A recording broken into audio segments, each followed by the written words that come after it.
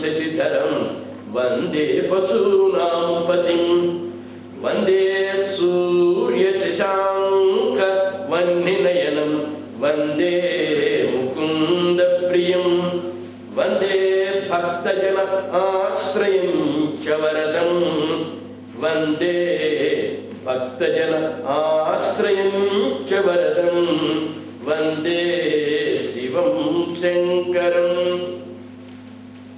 Friends, most people have a desire that they should have a son like Sri Ram. Sri Ram is known for his truthfulness, is known for his sincerity, is known for his excellent character, is known for his moral heights, ethical excellence, human sublimity, spiritual glory. In one word, he is Narottam, the best of mankind. And such a son many people would like to have. But unfortunately, Sri Ram was born in Tretayuga. His parents were Dasharatha and Kausalya. To have a son like Sri Ram, what should we do? Simple answer that the college students give is perform a yajna, prepare payasam, drink, you will have Ram. In our mess, very frequently they are preparing this payasam, sweet pudding. We drink, but nobody has conceived, neither men nor women. What does it mean? What should be the qualification of the parents to have a child like Sri Ram? Sri Ram is Narottam. In the beginning of the Ramayana, you find a question raised by Valmiki. He asks Narada Maharshi, is there anybody on this earth who is accomplished in various virtues? Is there any single individual in whom all the good qualities are personified? Is there any single person who is the very embodiment of all best traits? This is the question that Valmiki raises, and Narada Maharshi gives the reply. Yes, there is a man. He is a man. Ram is never described as a god. He is always presented as the best person, model person, exemplary person of excellent character, truthfulness, faithfulness, loyalty, sincerity, etc., etc., etc. And such a boy we do want. Such citizens we do need in the country. Such employees we require in an organization. The country will be glorious. The organization will be excellent. Prashant Kutir will be resplendent if everybody is like Sri Ram. Unfortunately, the parents must have certain qualifications which many of people do not have. What are the qualifications? Formerly, I made a reference. What is the qualification to marry? To be an MP, there is a qualification. Certain votes. To be the President of India, certain qualification, a particular age, etc., etc.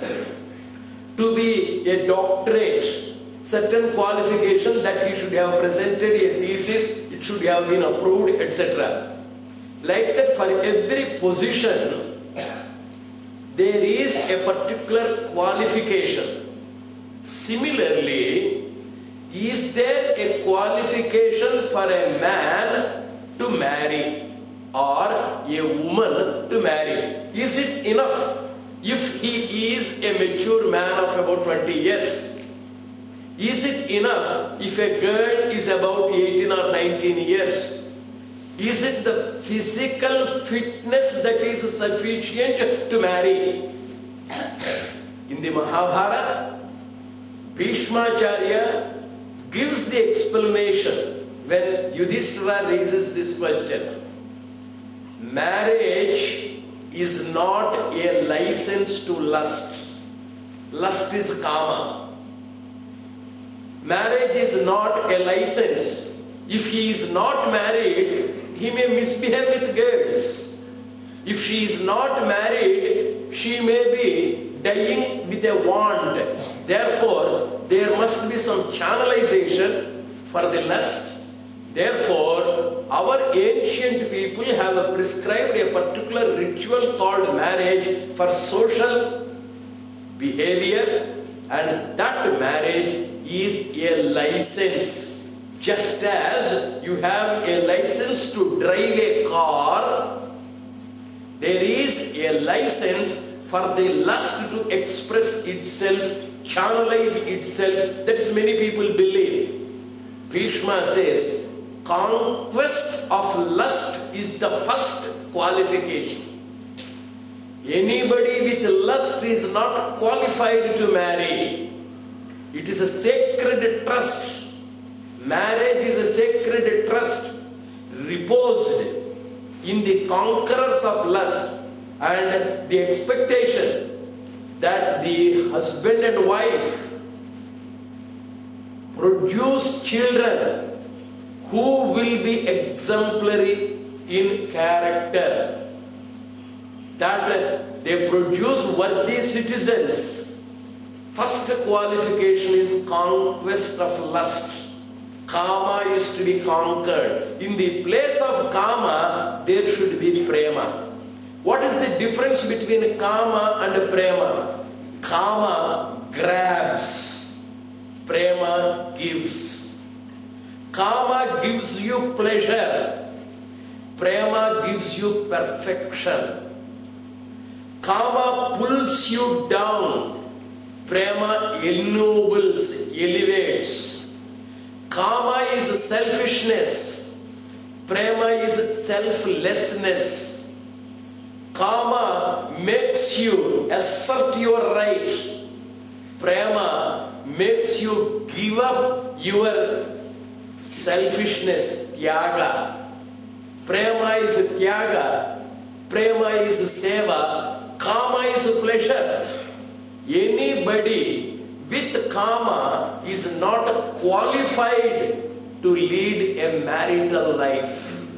He is no better than a beast. He or she is merely an animal. Pleasure is not the goal of life. Perfection is the aim of life. Perfection is possible when the lust is conquered. Perfection is possible only through the path of Prema. Bhishma therefore gives a qualification for marriage. The conquerors of lust alone are qualified to marry. Now Dasharatha and Kausalya. Dasharatha is a conqueror of lust. How do you say so, sir? His very name is indicative of that conquest. We have 10 senses, 5 senses of perception, 5 senses of action, 5 motor organs, 5 sense organs, Sense organs are called Jnanendriyas. Motor organs are called Karmendriyas. The human structure has 10 senses, 10 organs, 5 Jnanendriyas and 5 Karmendriyas. Hands, legs, these are Karmendriyas. You have the sense of vision, sight, sense of hearing, sense of smell, sense of touch, sense of taste. These are the 5 sense organs. He who is a conqueror of these 10 is a conqueror of lust. Dasharatha, Ratha is chariot. Ratha is the cart. Ratha is the car. This body is the vehicle.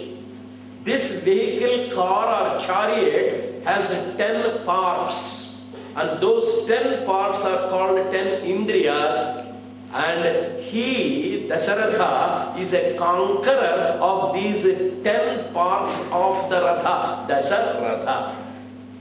A man with total control over the body, a person with total conquest over the senses. He is not a slave of the senses, he is a master of the senses, and he is a yogi. Yoga, chitta vritti nirodha, conqueror.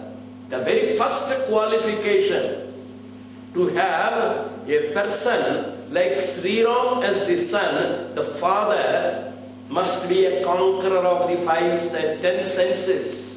Dasharatha symbolically is the person. Then how is it he did not have children for several years? To beget, mere character is not sufficient. There are 2 more factors. Number 1 is the perfection in the brain, body. That's number 1. Lustlessness. Second is the auspicious time. The second is the auspicious time, proper time. You cannot sow the seed in the summer season.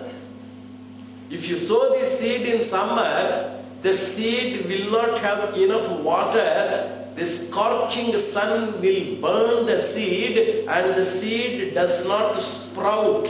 There will be no plant. Therefore, a seed can be sown in the appropriate season, in the rainy season. And the seed cannot be sown in a rocky soil. The soil should be soft, pure, chaste, usable, cultivable, favorable, worthy of producing.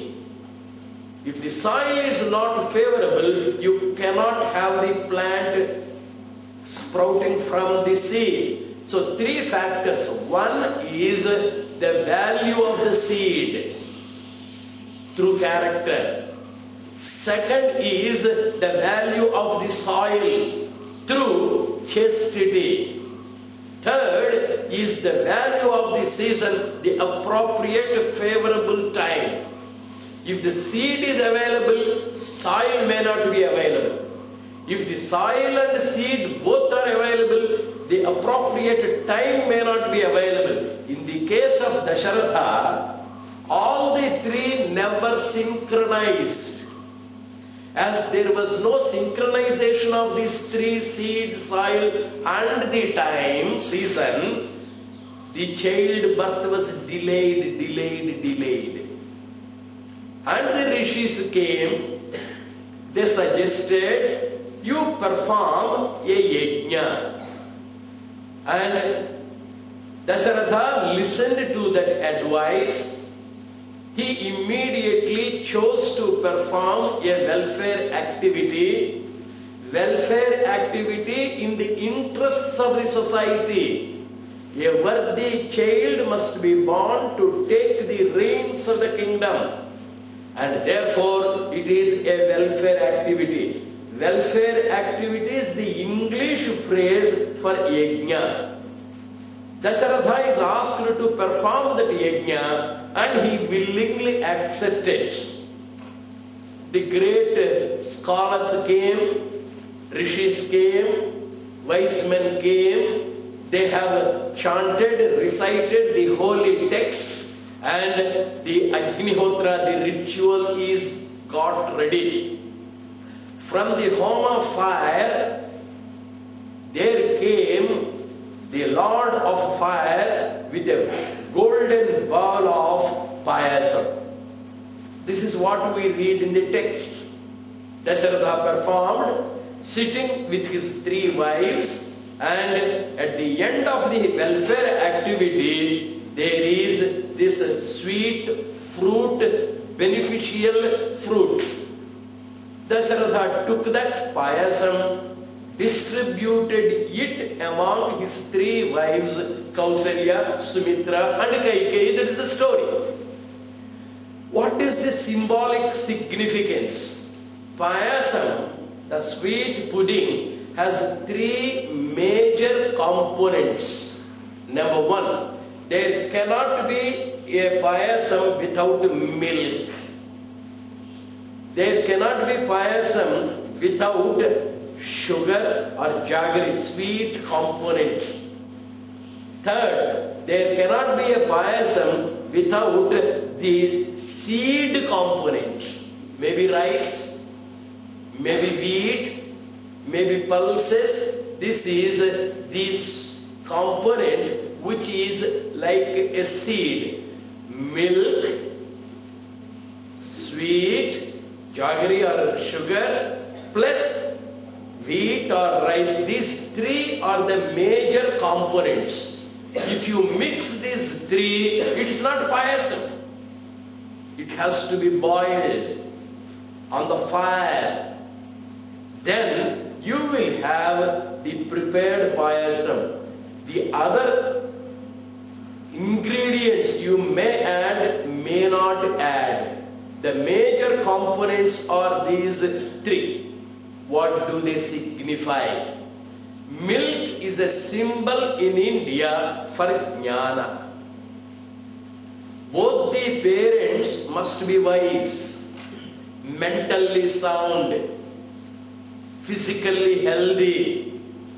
They are required to be perfect in their understanding of the world and God. In the Bhagavata Purana, 3 things are expected to be present in the parents who are going to be the custodians of children. What are they? Mental health, physical health, monetary health. When a person does not have sound money, he should not beget children. Otherwise he will be a sinner. When the parents do not have sufficient wisdom, if they resort to begetting children, they are sinners. Without the physical soundness, physical health, if they are to beget children, they are sinners. That's why in the Sandhya morning we say, Papoham, Papa Karmanam, Papatma, Papa Sambhava. I have committed this sin. Without the mental health, I have begotten a child. Without the physical health, I have begotten a child. Without any financial support to educate the child, I have committed the crime of begetting the children. Papoham, Papakarmanam. That's what we say. Bhagavata Purana is very clear in prescribing the qualities for begetting the children. Otherwise, we are all sinners if we are to beget unworthy children. Now, the payasam has 3 major components. One is milk, which is a symbol for jnana, wisdom, psychic health, sound mental health. Then, sweet is love, prema. It's not lust.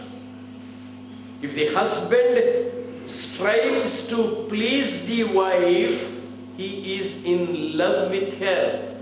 What do I get from my wife? Kama. What do I get from my husband? Kama. What is my use to the husband? Prema. What is of my utility to my wife? Prema.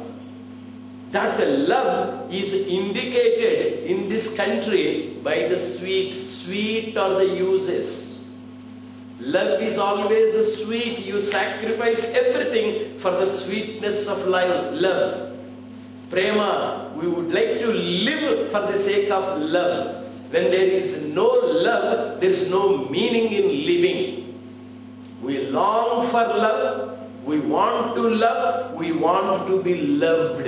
And that love, divine prema, unselfish prema, seva purita prema, tyaga purita prema is available, is seen in the symbol sweet. Any work is simple, is easy when we love it. Any work will be burdensome, troublesome, nuisance if we don't like it. Next is the seed kriya. That seed which is the source of creating, which is the source of man making. It is the food. Through the food it is generated. The down to the earth physical symbolic presentation is seen in that seed. And that scene is your karma parampara, janma parampara, and your karma yoga. All the three, when they are modified, when they are purified, when they are ennobled, when they are divinized, when they are made yogas, are jnana yoga, bhakti yoga, and karma yoga. The rice pudding, which Dasharatha got from the fire, is full of these three yogas. Jnana for milk for jnana yoga, sweet for bhakti yoga, and that seed, karma parampara, karma yoga. And they are not raw things to be just mixed together. They are to be boiled. They are to be purified. They are to be well cultivated. They are to be ennobled. They are to be elevating. They are to be sublime. And that is in the fire of Raja Yoga, which Prashanti is propagating. Every man becomes a better man. Husband becomes a better husband. Wife becomes a better wife. Parents become better parents. Children become better children through Raja Yoga. Yoga has its day-to-day application, social application. Yoga is not merely the performance of asanas in Mangal Mandir. It has wider dimensions, greater dimensions, nobler dimensions, more sublime dimensions. In the day-to-day life, if our country is to be glorious, if our country is to be prosperous, we require men like Sri Ram, Narottam. And for that, the qualifications of the parents are to be yogis. Raja Yoga is symbolized in the fire in which all the three are boiled. Karma, Jnana and Bhakti, they are modified. That payasam is a fruit of four yogas. Milk for Jnana Yoga, sweet for Bhakti Yoga, seed or the rice or wheat which you put is for your Karma Yoga. And finally, all the three are burned, are modified, are sublime, made sublime in the fire of Raja Yoga. Dasharatha, the conqueror of the senses, Kausalya of Suvidya, Sumitra of Shuddha Vidya, Kaikeyi of Avidya, they took this. Mind has three dimensions. One is Shuddha Vidya, pure education. Suvidya, good education. Avidya, it is not yet enlightened avidya, ignorance, innocence. The mind of Dasharatha is of three aspects. The man and the mind observed the yoga, and the children are wonderful. Sri Ram, Lakshman, Bharat and Shatrughna. If we want to have good children, let us take to the path of yoga. Let us try to emulate the character of Dasharatha. Let us be the conquerors of the senses. Let us follow the path of Jnana Yoga. Let us be of sweet prema. Let us be of Karma Yoga. By doing the Raja Yoga, we are sure to get ourselves qualified to be the best parents. May Sri Ram be available all over. Let the country prosper. Let us take to the path of yoga. Now let us meditate on Sri Rama Yogi.